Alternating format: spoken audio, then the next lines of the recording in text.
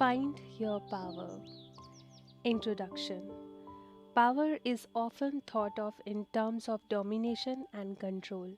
This book takes a different approach. It describes how you find personal power, which I define as the ability to move in the direction you want to go. I use the term personal because the focus is on what you can do rather than on what you can get others to do.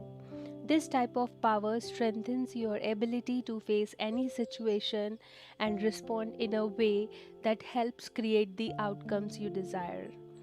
Find Your Power invites you on a journey of developing inner strength such as courage, determination, confidence, enthusiasm, clarity of purpose, and the ability to deal with problems. Strengths like these are sometimes viewed as inherent quality that some people have and others don't. We will be looking at how they are also based on learning strategies so that whatever your current starting point, you can find ways of increasing and enhancing these valuable inner resources. Why might you be interested in personal power? What benefit could it bring you? I regard power not as an end in itself, but as something that happens you achieve other things important to you. There may be concern you want to address or directions you want to move in. When you think of the things you would like to happen, whether in your personal life, your professional life, your relationships, your work or our world, you give yourself reason for being interested in power. This is the starting point. However, initial enthusiasm often hits two major stumbling blocks. The first one is having mixed feelings. Part of you is interested, but another part may be very or even resistant. Power is a difficult word. It has negative association that include corruption and ruthlessness. The problem here is not power itself, but the way it is so often viewed and expressed. If you think of power as getting others to do things they don't want to do, you may associate it with bullying and manipulation. But the type of power this book promotes is designed to support your values rather than clash with them. The focus is on how you increase your ability to move in directions important to you, while also respecting the right of other people to make their own decisions. A question you will be exploring is what personal power is based on. If you think power depends on something you don't have, you are more likely to feel powerless. So, if you want to do something but don't have enough money, status, brain, good looks, or whatever else you think is needed, it is easy to believe that the goal is beyond your power. This is the second block. How can we turn this one around? Whatever the direction you want to head in, at least some of the obstacles you face are likely to lie within you. Doubt, fear, apathy, disbelief, lack of confidence, all can add to the barriers in your way. The approach I introduce helps you find ways through these.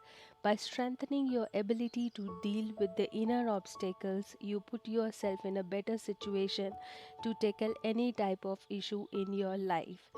Here are some examples of the sort of things that can help.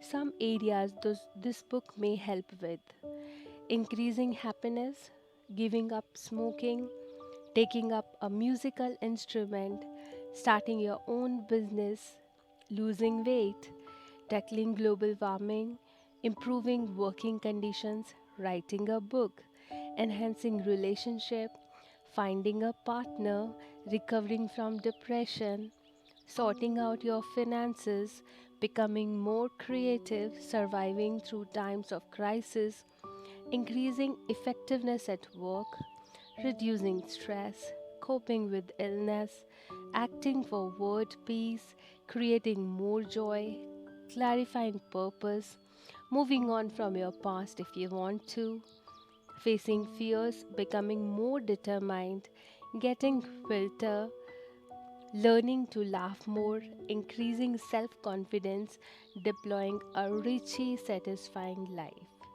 The journey of finding your power. Whether you want to change your waistline or the world, your workspace or your state of mind, the process of altering anything requires a similar set of strength. You need the self awareness to know what you want, the planning ability to identify achievable next steps, and the motivation to move into action. Any process of change is a journey, and these strengths help you get you started.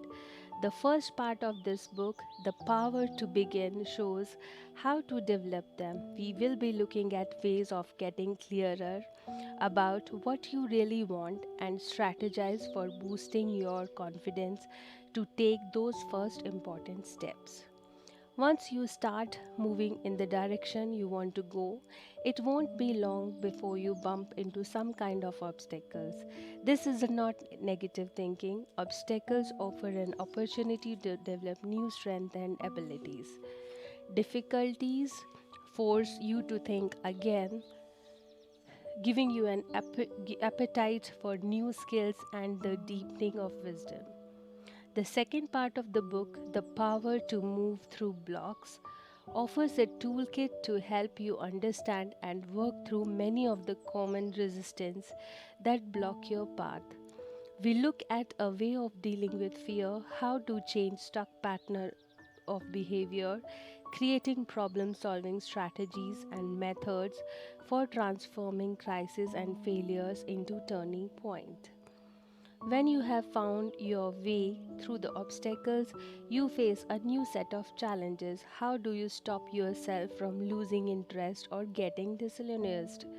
The third part of this book, The Power to Keep Yourself Going, explores way of maintaining the energy, enthusiasm and the determination needed for a long-term project. I describe how to develop a context that supports the change you want to make and also one that supports you in making them. One of the main deepener of determination is having a strong sense of purpose behind what you do. We will look at how inspiring purpose often comes from seeing yourself as part of a bigger story. Personal power deepens when you act for something larger than your individual self. This could be a family, community, beliefs, country, or world. But when you look at bigger picture issues like organization in crisis or the state of our planet, it is also easy to feel powerless. This is where we need the new ways of looking at power, what this book introduces. What this book is based on. I went to my personal power workshop over 20 years ago. I saw how applying a simple collection of principles could help people turn their lives around. My life since then has been a quest of learning, studying, exploring this field. Over the last 15 years, I have been running courses that pass on the insight and strategies I have found most useful. It is these I present in this book. I draw from a wide range of sources. The four in particular stand out as a worth special mention. The first is my work as a medical doctor and addiction specialist. Addiction can be thought of a concentrated form of resistance to change where some can become so stuck in a pattern of behavior that they continue doing it even when they knew it is killing them. Yet many of my clients do find their way into recovery, and my work with them was immensely deepened by understanding of what help people change. By drawing on recent advances in the addiction treatment field, I outline approach to strengthening motivation that are refreshingly effective. The usefulness of these extends far beyond just tackling addiction. As you will see, they can be applied to many areas of change. The second source I draw from is the relatively new approach of positive psychology, which puts scientific methods behind the study of happiness and the cultivation of strength. In this, he describes how the experience of powerlessness was a factor in causing depression. His more recent research has shown how can we develop optimism as well as reducing our risk of depression. This can help us develop the resilience needed to bounce back from different situations. I draw on his findings and those of others within the positive psychology field. Increasing motivation and optimism might seem irrelevant if you want to changes beyond your power to influence. Yet, many of the assumptions that commonly limit power are based on a 80th century approach. My third source is the modern holistic approach to science that lies behind chaos theory and system thinking. This can lead to breakthrough in the way we view power and influence. I will show how ideas like the butterfly effect offer the essential upgrade in thinking needed to bring personal power into the 21st century. As part of my research for writing this book, I carried out in depth interviews with a wide range of people. I asked them how they found their power and also what blocked it. The fourth source, therefore, is the human experience of the people I interviewed. Their stories provided real life examples that demonstrated the tools and insight I describe. I also include my own experience as this is what has most convinced me that thinking about power in new way really makes a difference. Thinking differently about power. In the late 1980s, I worked as a doctor in a London hospital. My contract was for an average of 88 hours a week, although with compulsory overtime, there were often weeks when would put in well over 100 hours. Not surprisingly, I became completely exhausted. Thinking this was a crazy way of work, I started asking my colleagues what we could do to improve our conditions. We don't have the power here, I was told. Nothing we can do will make any difference. In this phrase, we don't have the power here is a noun. Whether you think of power as a thing that other have you don't, you effectively pull the plug on your own authority. This leads to what I call the inner power cut, where it seems that nothing you can do will make any difference, but you can also think of power as a verb. For example, I power myself. Verb refers to things that you do rather than have. So, whenever you are in a situation where you are feeling underpowered, the way of thinking focuses attention on what you can do to respond. Whatever the situation, you always have choices about your response. Some choices move you in the direction you want to go, while others take you further away. When you explore your opinion and choose on that moves you, even if only a small amount in the direction you want to go, you will start a ball rolling. I think of this as the journey approach to change. With this way of thinking, you don't have to have a clearly mapped out blueprint for success before you can begin. You just focus on one step you can take from where you are, wherever that is. So, how did this approach help me when I was working all those crazy hours as a hospital? My story. In the 1980s, not many people knew about the hours problem. Most doctors were unwilling to speak out for fear that this will damage their career. So the problem remained hidden and slowly got worse. I knew a surgeon who performed operations after working round the corner over 50 hours without any sleep. Mistakes were made through sheer exhaustion, and as many as in four junior doctors showed evidence of clinical depression. I was so appalled that I joined the small group of doctors who were campaigning on this issue. I became a whistleblower and started to talk to the press about what was going on. I agreed to speak with the television news team, but the evening before the interview was due to take place, a hospital manager phoned me at home. He told me that if I went ahead with the broadcast, I would need to watch out for my future. Nevertheless, there are many times when a situation cries out of people to come forward, so I did. In spite of the growing media interest, there was no change in my working condition. At the time, my job was in busy obstructed units where I could work over 50 hours in a single shift. The grinding sleep deprivation led me to become seriously depressed. I even began to think about suicide. A colleague who was concerned about me suggested taking legal action about my employer. I consulted a lawyer, but he told me the case was a no hoper and might even be laughed out of court.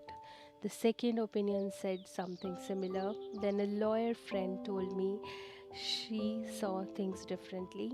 She was so horrified by the condition I was working under that she agreed to take on the case for free. With her help, I issued a writ challenging the legal basis of my contract. Taking my employer to court created massive publicity. My picture was on the front page of newspaper and friends the other side of the world saw me on their television news. Now the issue of junior doctor hours was placed firmly in the public eye. At the time, I had no funding and could not afford to pursue the case on my own. But a newspaper article mentioned this, and people started sending me money. This is the first few months I received over 200 letters of support and thoughts of pound in donations. A leading barist provided his free service charge as a team of people stepped forward to offer their support. There had been whispered concern about the danger of such working hours, and people felt pleased to be able to contribute towards a positive step for change. 6 years and 10 court hearings later, I finally won my case. Junior doctors still work long hours compared with most other groups, but their conditions have improved dramatically. The campaign was a success. Turning things around. Many people asked me how I found the determination to stick with this case when there were so many obstacles in its way. At first, my situation was bleak and there didn't seem much chance of improvement. But one thing that gave me inspiration was the idea that our lives are a bit like adventurous stories. These often begin for a similar place of gloom. The little hobbit Frodo didn't seem to stand much of a chance at the beginning of The Lord of the Rings, but that didn't put him off. Stories similar to this have been told for thousands of years, but just for their entertainment value, but also because they teach important principles to personal power. I would like to identify a few features of such stories that can help us find our power. The first of these I call the turning. How many adventure stories can you think of that start with a gloomy beginning yet still manage to find their way to a happy ending? The plot in these tales usually revolves around the sequence of events that allow a reversal of fortunes or turning to occur. The message transmitted is that no matter how dreadful things are at the start, positive changes, even if they initially seemed unlikely, are possible. This turning does not happen by itself, though it is dependent on active steps taken by the main character in the story. This perspective offered an alternative to the worldwide pessimism I encountered in my colleagues. It reminded me that life is mysterious and can sometimes surprise us. It also reminded me that if I wanted a turning to occur, then I need to become part of the story and help them to happen. Another feature of adventure tales is the way the central character become transformed over the course of story. Often they start out simple and inept only to reveal unsuspected strength at crucial moment. There is an important lesson here. If we judge our abilities by how we are when we are at the beginning of something, we fail to take into account the way the facing later challenges can help us grow into more capable version of ourselves. Like muscles that develop through lifting weight, inner strength, and found by engaging with situations where they are needed. And when we take step in the direction most important to us, the journey itself acts as training that helps us to grow in our abilities. The good news is that we don't have to do all of this on our own. There will always be sources to help if we can see them. And a necessary part of any adventure is the seeking out of allies. In stories, the role of ally is to help the hero or heroine grow in power so that they are not blocked by the obstacles in their way. They support by passing on initial information, offering encouragement, providing training, supplying vital tools. This book aims to serve a similar function. It is designed to be one of your allies to help you grow in personal power so that you can more easily move towards the goal that are important to you, facing and dealing with the challenges on the way. Finding power in the way you read this book. We think of a book as powerful when it has impact on our lives, inspiring us to breakthroughs and new ways of seeing things. This is certainly much in the chapter ahead that can do that. But how much of the power is in the book and how much is in the way you read it? It is possible to read in a powerful manner so that you gain more from a piece of writing. Here are three suggestions for you might do with this book. First, try it out. Each chapter has try this box like the one below. They invite you to test out personal power tools and principles in your life. Obviously, it is your choice whether you do this, but the more you use the book rather than merely reading it, the greater the benefits you will gain. Second, memory pegs. Have you read a great book but struggled 6 months later to remember what it said? A memory peg is anything that helps you retain the information you want to hang on to. Here is an example. Try this. After reading each chapter, ask yourself two questions. First, is there anything in this chapter I can start using now? If you have used something as well as read about it, it is easier to remember. Second, what bits do I still want to remember in 6 months' time? Find some ways of reading the key points you don't want to forget. Keep a personal power notebook if is a good way of doing this. Third, have good reasons. While I encourage you to try the exercise and memory pack each chapter, powerful reading involves taking whatever approach works best for you. If you prefer to dip in and out or skim read, then please do. However, it is useful to ask why it might be worth the effort of a more active approach.